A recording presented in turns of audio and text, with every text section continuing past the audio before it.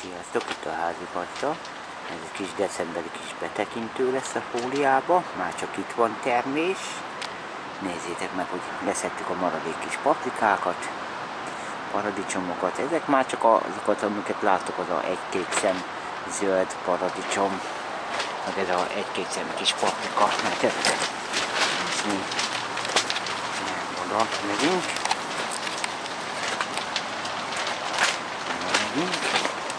Egy-két szem kis paprika, itt is van, itt is van. Ezek már csak így a utolsó kis paprikák. De azért hihetetlen, hogy decemberben paprikát meg paradicsomot tudunk még születelni. Ezzel kapcsolatban elmondok nektek egy kis történetet. Vannak, amik már leesnek maguktól, azokat még összeszedjük. Elmondok egy kis történetet. Ha valaki nekem 20 évvel, meg 30 évvel ezelőtt azt mondja, hogy decemberben még fogok tudni paradicsomot, meg paprikát termeszteni, azt én kiröhögtem volna. Meg pislogtam volna, mint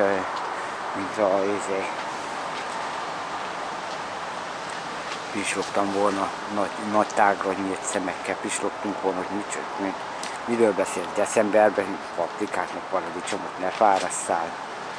Azt mondtam volna neki. Emlékeztek még, pláne a mostani 40-esek, mint én is, emlékeznek még, hogy régen, már ilyenkor már 20-30 centi havak voltak. Ilyenkor már 20-30 centi havak voltak, beállítjuk a kamerát.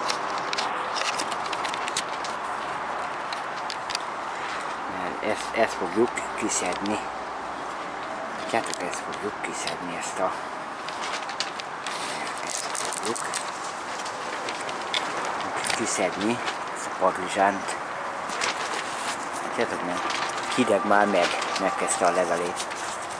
Ez azt jelenti, hogy öregszik, és nagyon kezd már hideg lenni neki. Ez a 10 fok, ez már látjátok, ez már nagyon hideg padlizsánnak, látjátok.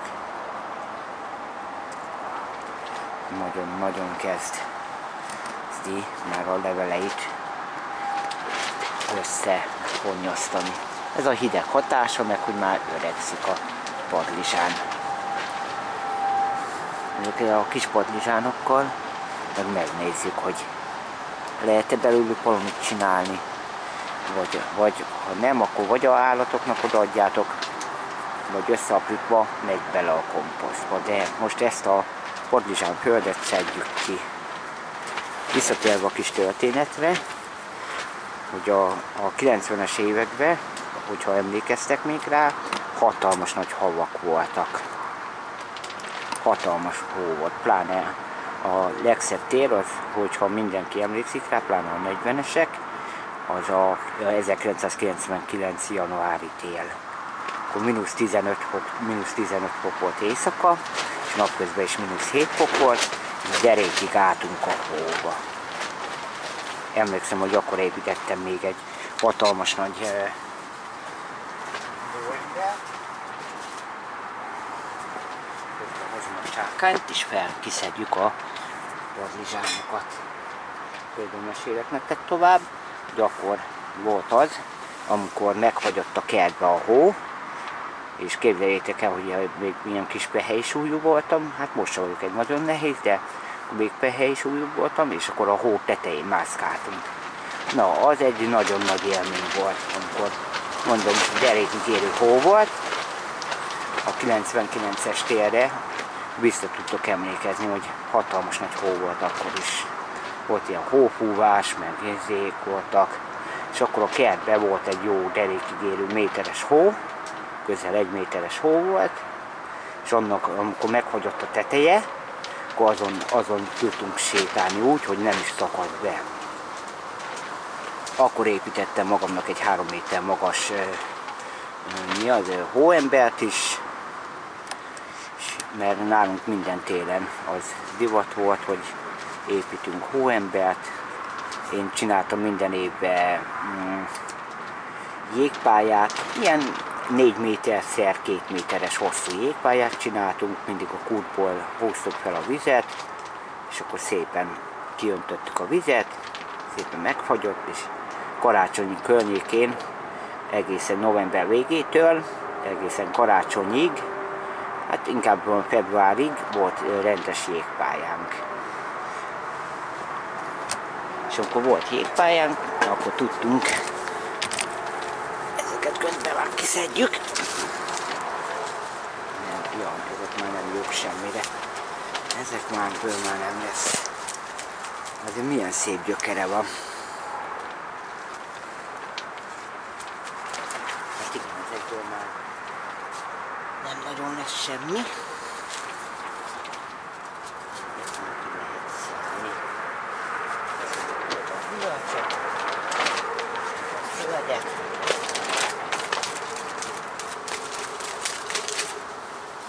És akkor úgy jégpályáztunk a testvérekkel, barátokkal.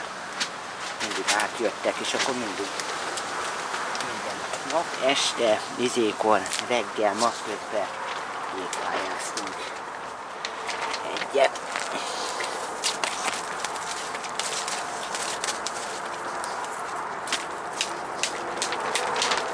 Lerázom volna a földet,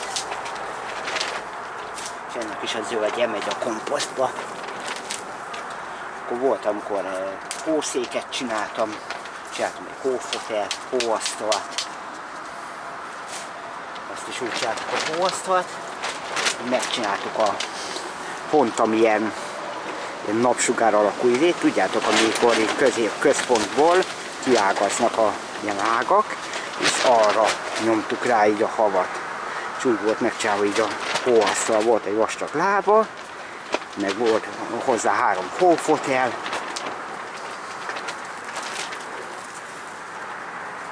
Meg kint szánkóztunk az utcán, akkor még kimentünk a domboldalra síelni. Azért mondom, a régi telek, azok nagyon fantasztikusak voltak, pláne a legszebb, az a 99-es tél volt. Amikor már hatalmas nagy hóval tudtunk játszani. Mostani 40-esek azok emlékezhetnek is rá.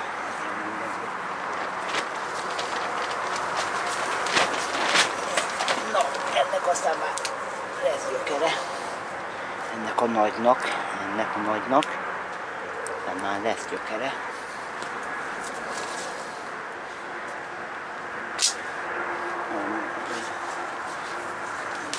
Így teltek a telek nálunk annó.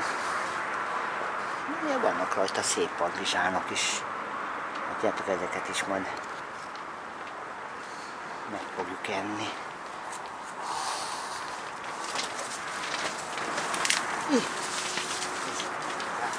Ide. És kiszedjük a botokat. Na. Ez már azért szép gyökér.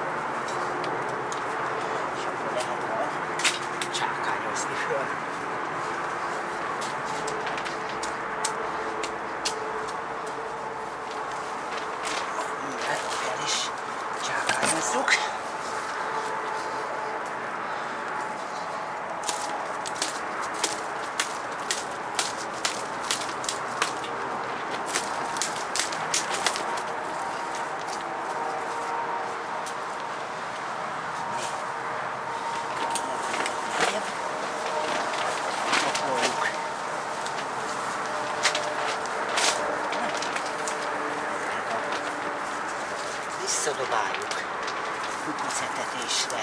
Jó lesz. És akkor lehet is csákányozni majd föl a földet. Lazítás céljából.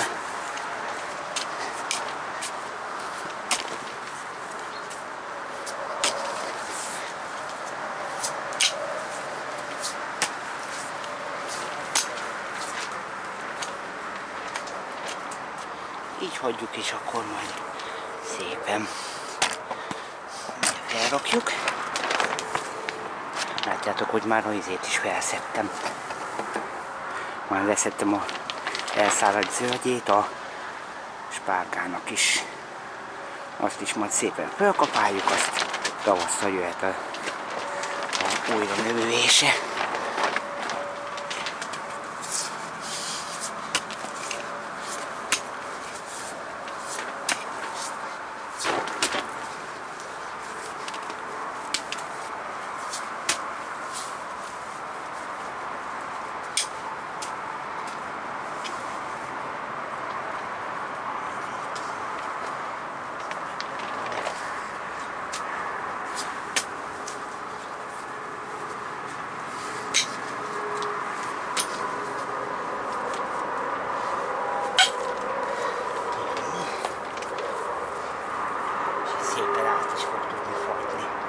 Nézzétek meg itt is, mekkora kukac. Tele van kukaccal. Édes.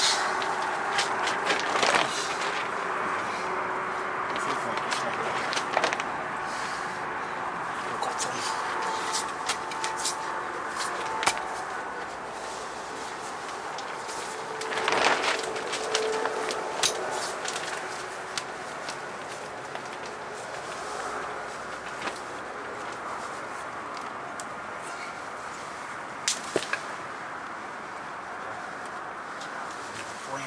Félreségeket kiszedjük innen.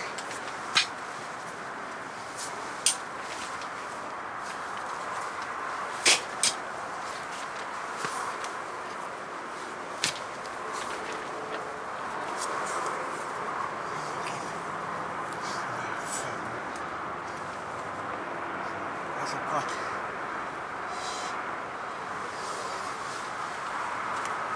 kiszedjük ilyen gazokat is.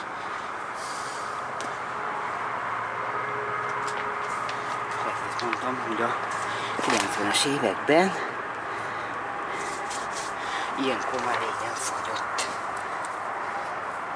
Ezt akartam a történetből kihozni. A 90-es években már régen minden fagyott.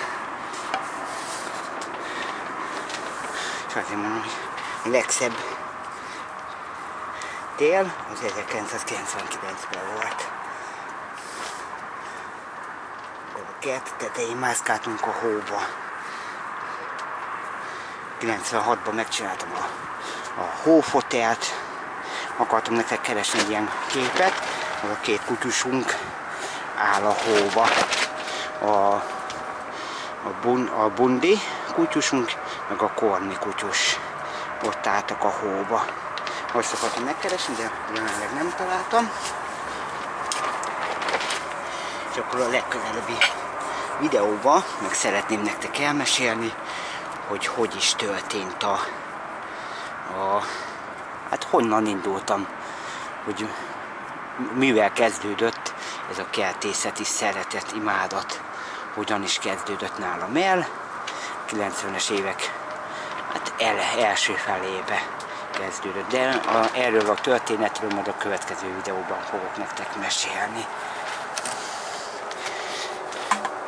Nézzétek meg, a két felső kocka, az már szépen ki van tisztítva, és elő van készítve a térre. Látjátok, ezt is már korábban felástuk, és akkor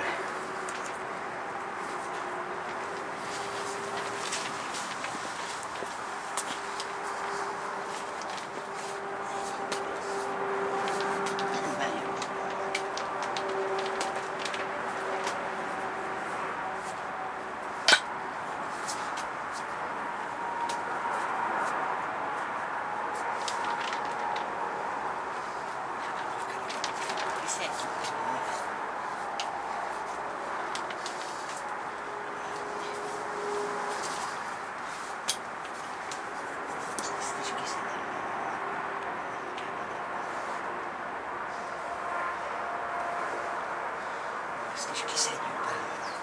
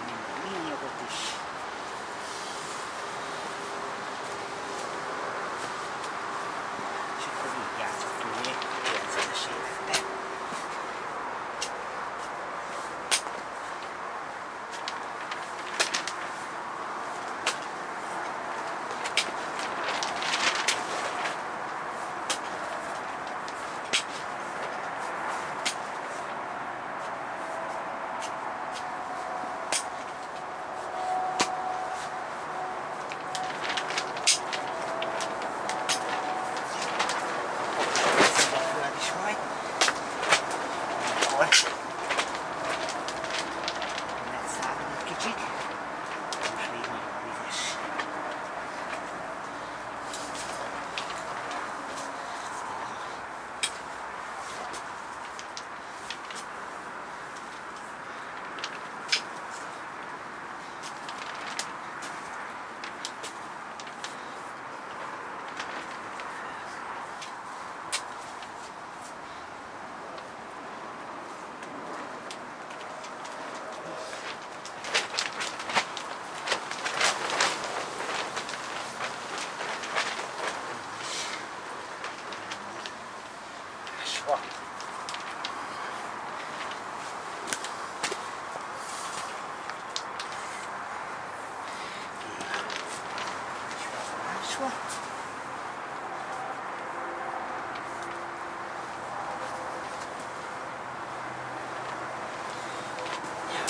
Szedjük a gyökereknek a szemetet, ami nem megy a komposztba, azoknak a gyökerei. Nem kell, hogy megint kinőjenek. Látjátok, megint kinőjenek.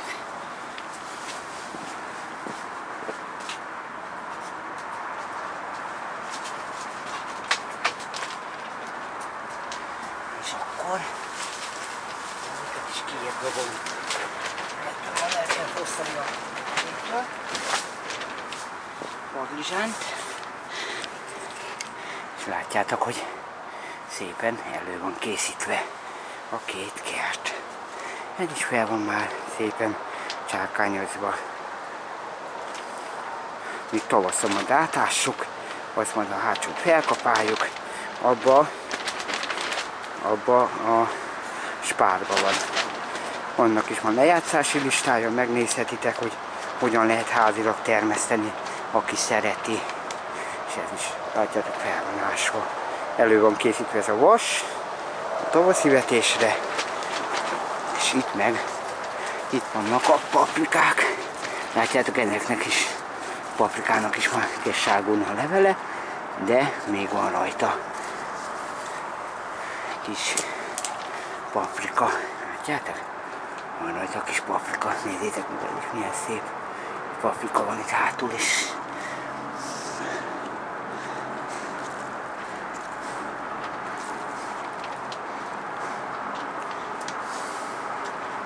És amikor leszedjük a paprikát, akkor majd szépen úgy lehet izélni.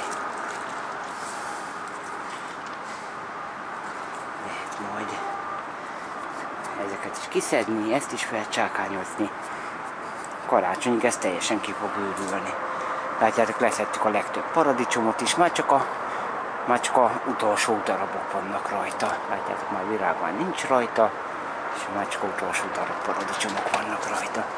Arról is folyamatosan szedjük le a paradicsomot.